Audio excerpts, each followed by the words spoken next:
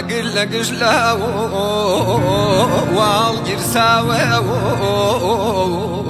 علي دوزخ ياوان بوشار تغداوي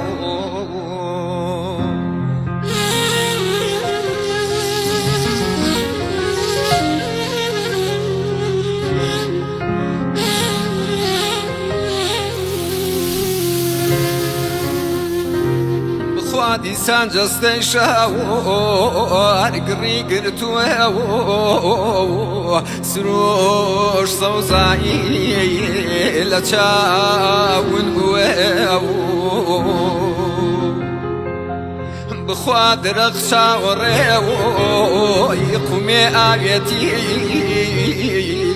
بالندي غمي سماي مرجتي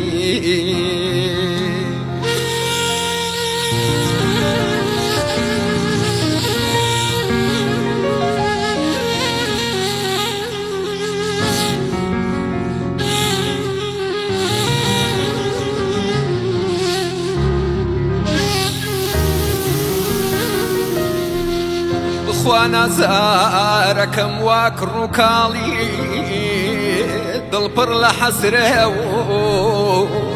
پروشی جینی بالم دودرون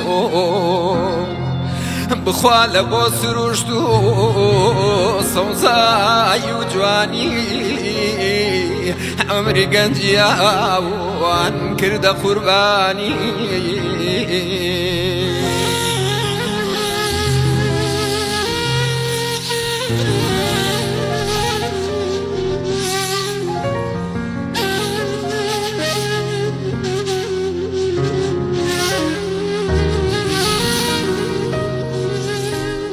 بك لريف وبرقين